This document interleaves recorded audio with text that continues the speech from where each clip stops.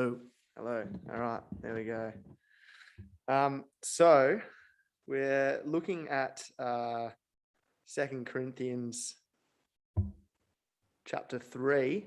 I picked this theme a while ago. So this idea of beyond the veil and, with the face that's unveiled is kind of ironic that we're all wearing masks in the hall and around the joint. But hopefully we can all get something out of this today. So I want to kind of understand where we're at with the context around the second epistle in 2 Corinthians chapter 3.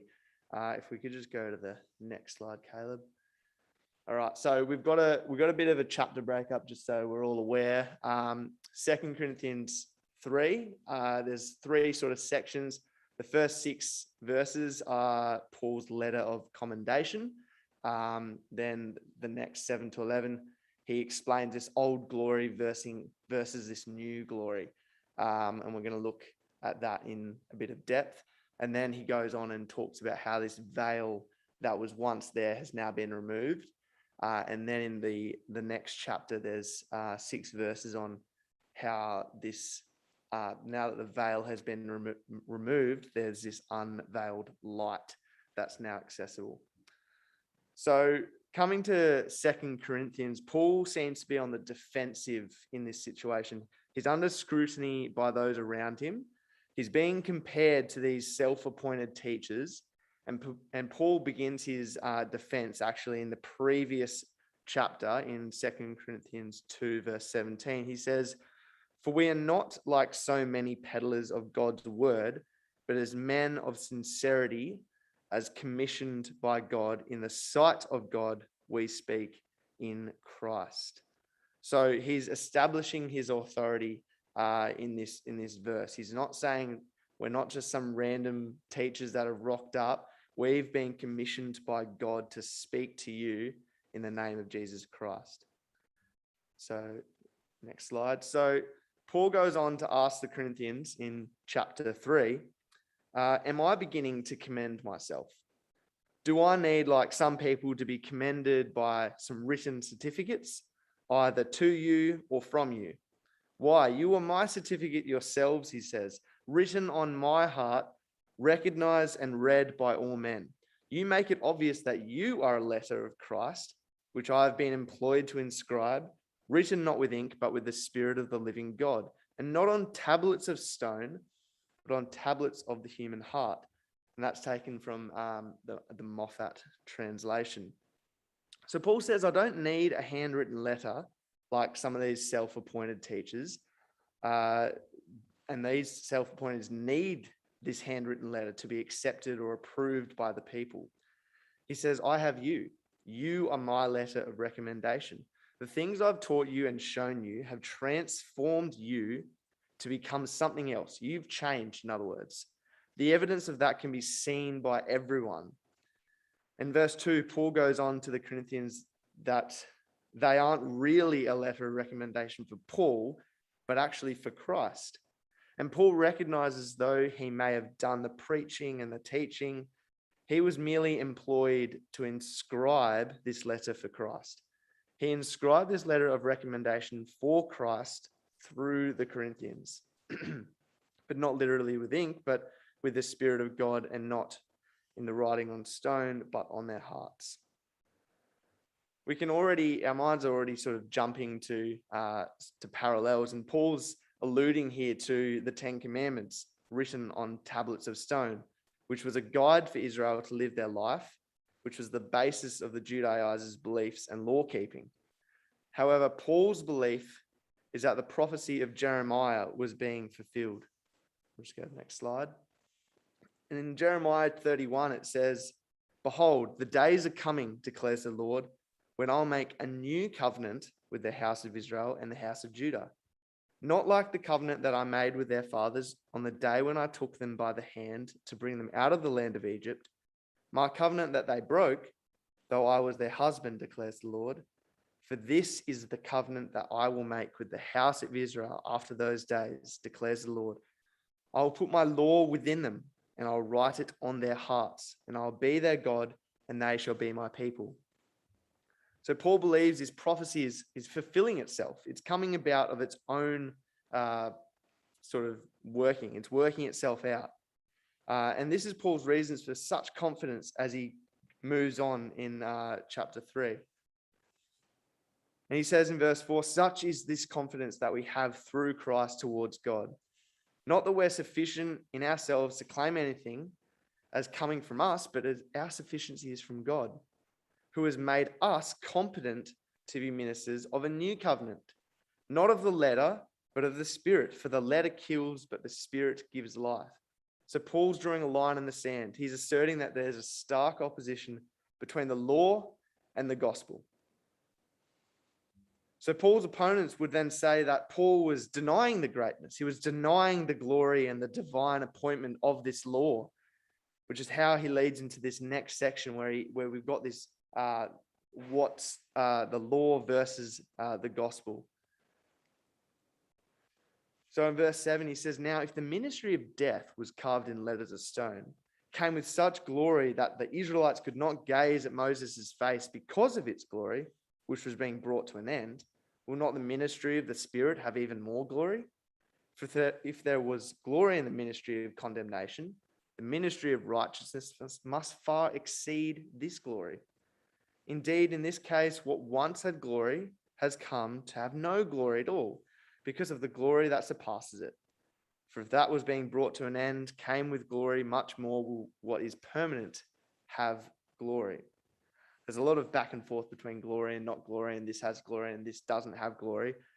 But Paul is acknowledging here that the glory which the law of Moses had, it definitely had glory.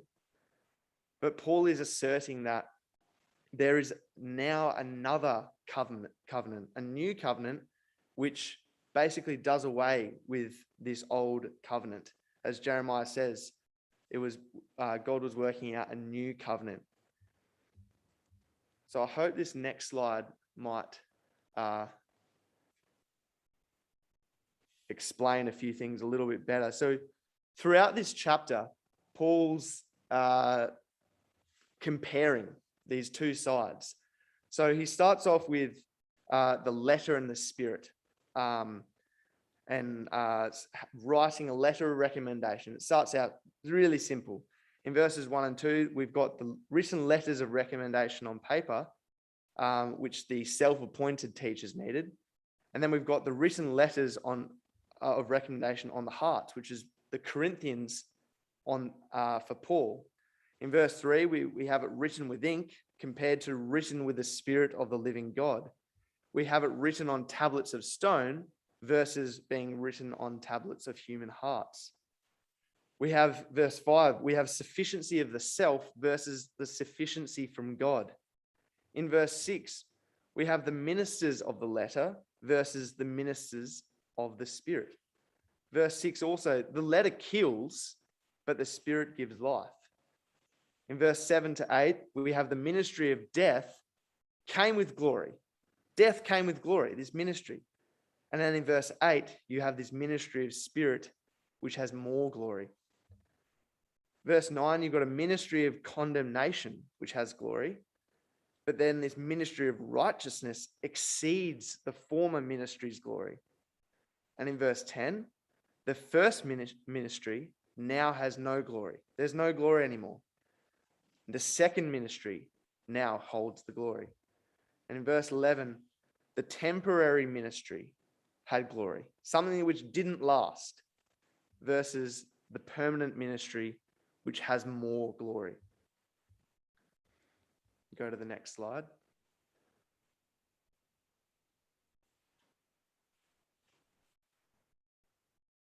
Oh, sorry. Yep, that's good. So in verse 7, Paul does two things. He names the law of Moses as the ministry of death, which further discredits this as a way of life and a way of living. And he also uses the law and its witnesses to the events surrounding the delivery of the law to Moses. So firstly, Paul explains this ministry of death in Romans 7, verse 7 to 12. I don't know if I've got that up here. Yep. So Romans 7, verse 7 to 12. So he says, "What then shall we say? That the law is sin? By no means. Yet if it had not been for the law, I would not have known sin. For I would not have known what it is to covet if the law had not said, 'You shall not covet.' But sin, seizing an opportunity through the commandment, produced in me all kinds of covetousness. For apart from the law, sin lies dead. I was once alive apart from the law, but when the commandment came, sin came alive and I died. And the very commandment that promised life proved to be death to me. For sin, seizing an opportunity through the commandment, deceived me, and through it killed me. So the law is holy, and the commandment is holy, righteous, and good." So Paul explains the purpose of the law is to highlight sin to those who didn't know what sin was. However, in highlighting sin, people now realized they have done the wrong thing and therefore were worthy of death. But Paul doesn't say that the law is useless. He concludes that section by saying that the law is holy, just, and good. So that's the ministry of death, this ministry of death, which is in chapter 3, verse 7. He also refers to the arrival of the 10 Commandments that came with so much glory that the children of Israel could not gaze upon Moses' face. Just go to the next slide.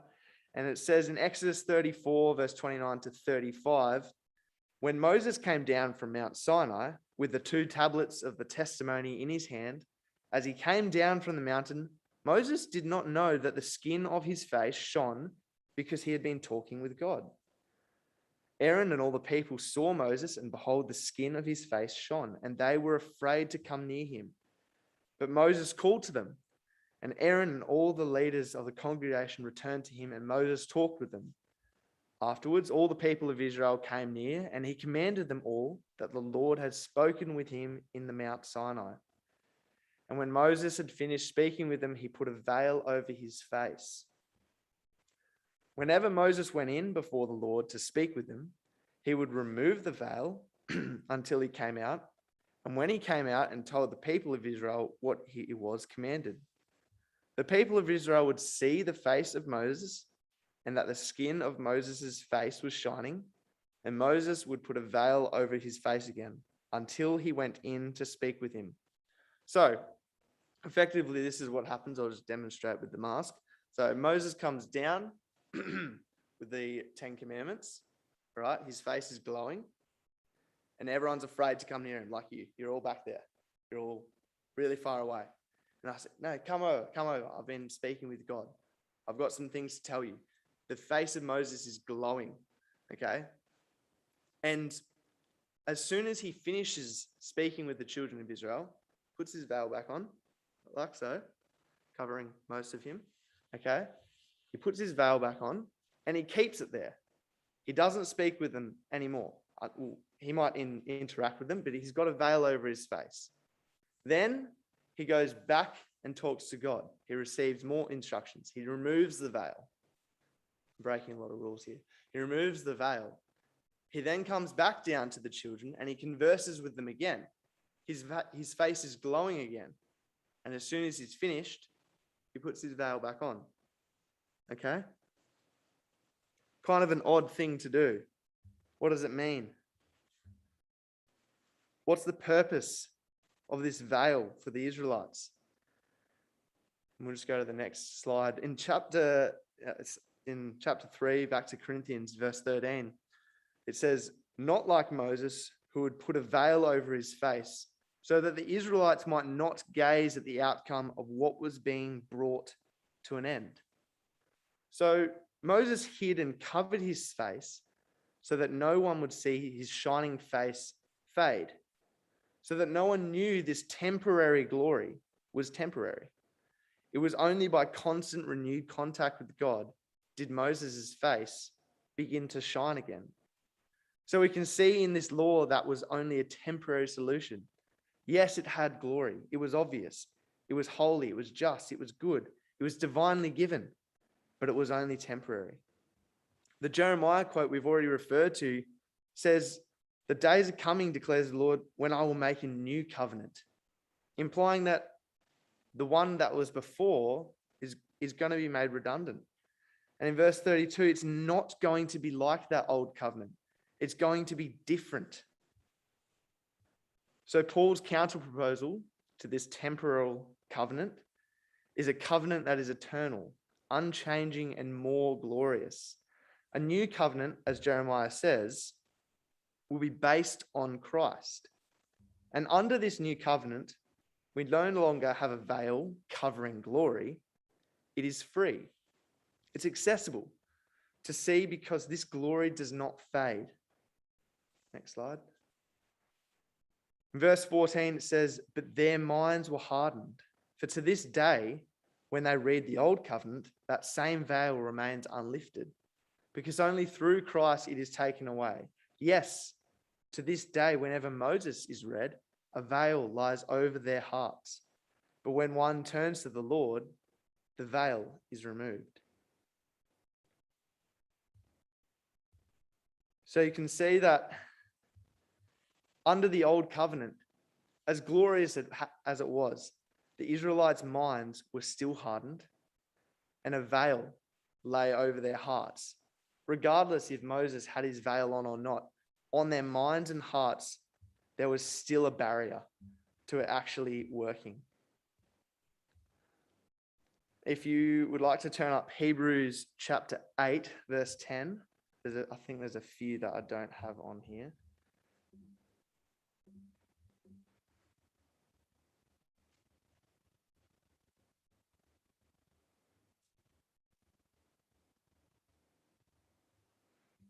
So Hebrews 8, verse 10.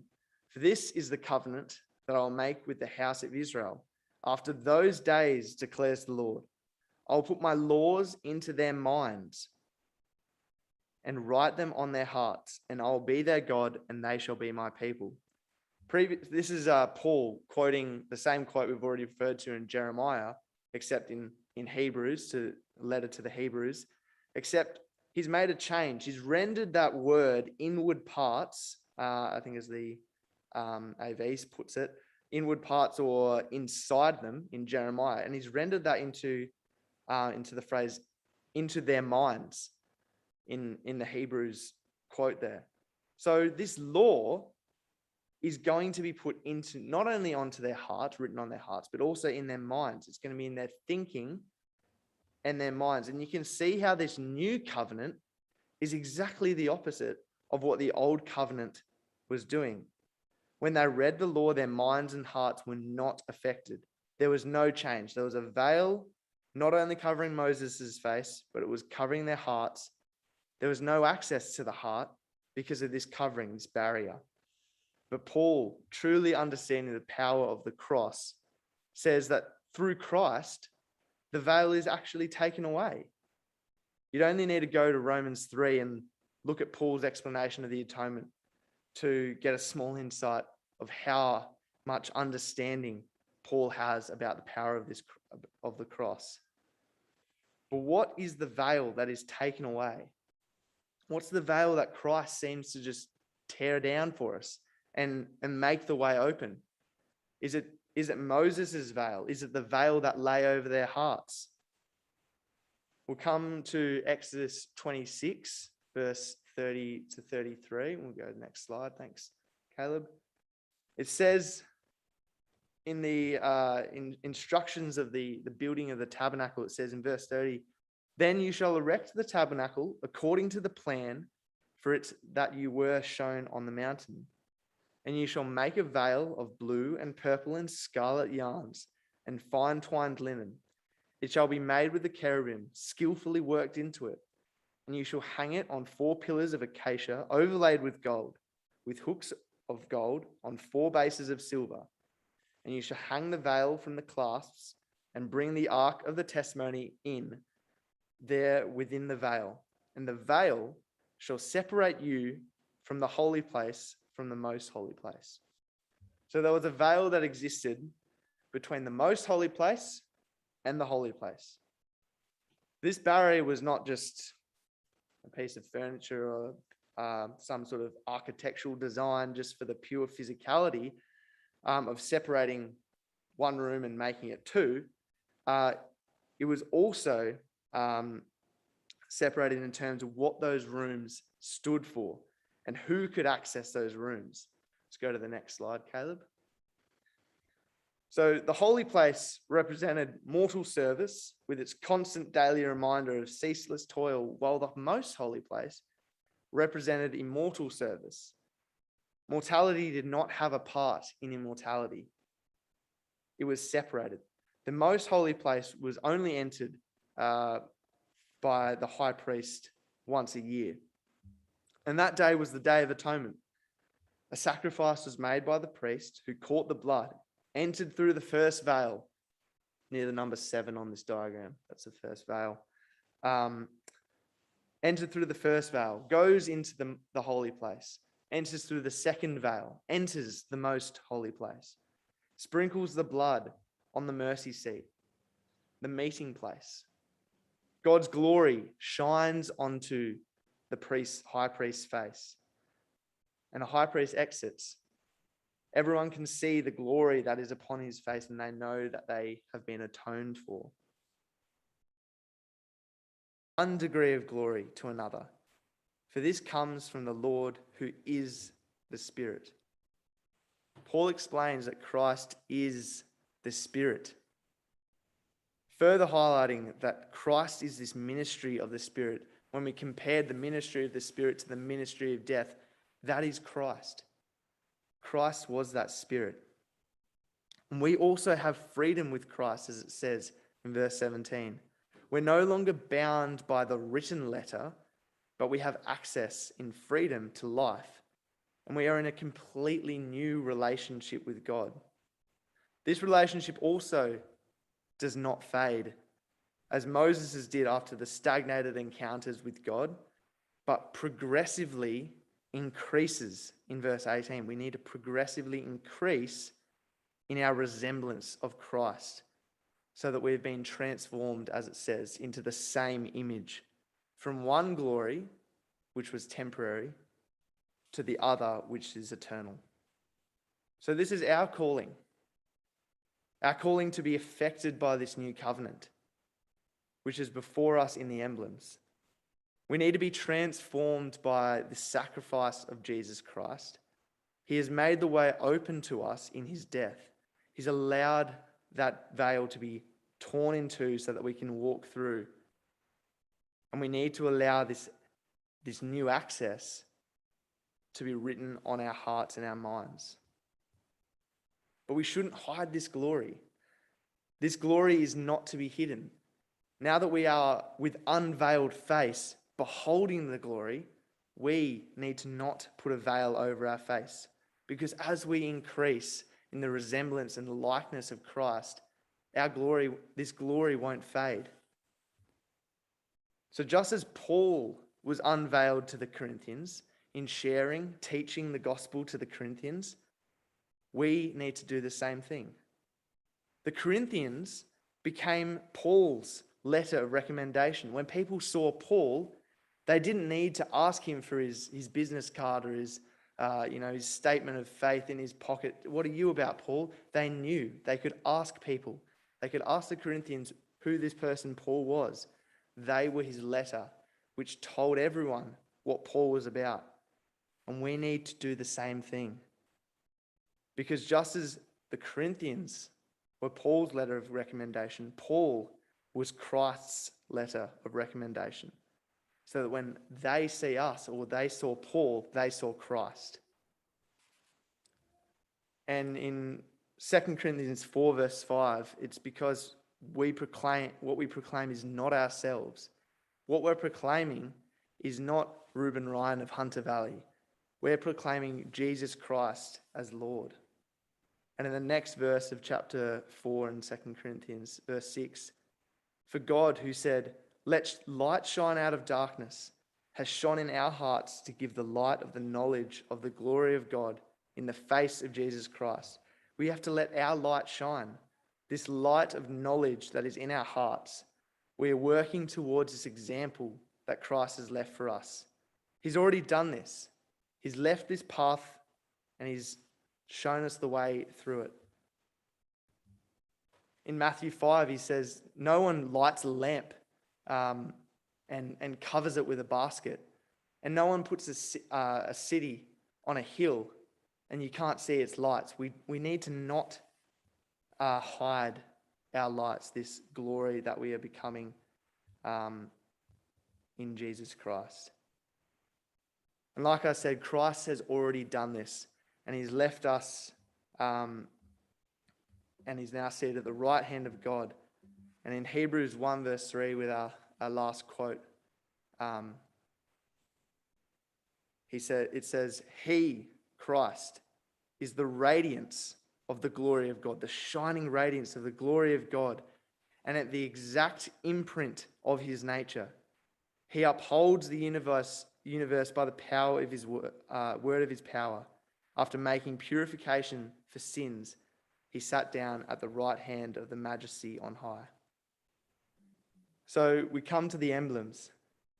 We have a perfect example who had God's nature, our Father's nature, imprinted on his heart and his mind. And he became the exact replica of his Father. And as we come together, we need to remember that we too need to become this exact replica progressively, and we will then behold the glory of God.